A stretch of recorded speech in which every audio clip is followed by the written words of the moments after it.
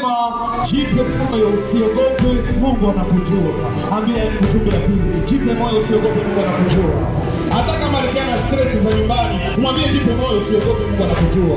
Hata ukiwa na shida ya hata ukiwa na hitaji ulikuwa unajiuliza, hili hitaji itapata jibu la hili hitaji itatimiliwa kwa asubuhi ya leo, ninakuletea ujumbe kutoka Bwana wa majeshi ambaye anasema kwangu hakuna retare. Amen. Na anasema ya pili, aseme usiogope, ujipe moyo. Anafanya nini? Nakujua. Amen. Amina. Amina kubwa. Tunasoma hapa habari za tajiri mmoja. Patron mmoja, Biblia inashuhudia kwamba ule patron alikuwa anahitaji watu ambaye watatumika ndani ya shamba lake. Na wakati alihitaji watu ambao watatumika ndani ya shamba lake, alikabidhi aende aangalie wale wenye wanatafutaka kazi ili apate kuwaajiri.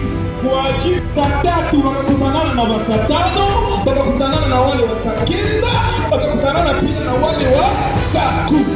Lakini mwenye alianza saa tatu hana kuchoka mwana mwenye anakianza saa tano. Mwenye alianza saa tatu hana mchoko mwana na mwenye alikuja kuanza saa 10 seze. Biblia inashuhudia sema na kuko mwenye bado walipeleka madisente.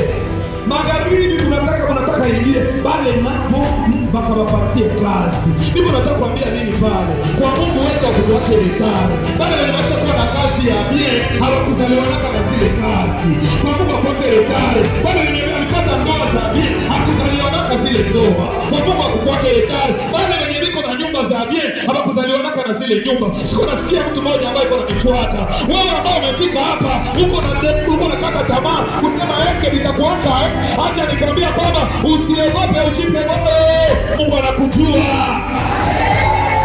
Mungu hajanisikia hapa. Mwenye hii ujumbe anisikia. Ningekuwa mwenye hii ujumbe iko hapa kabisa, kama alipokea kwa furaha, kama alipokea kwa shangwe na vigelegele, niko na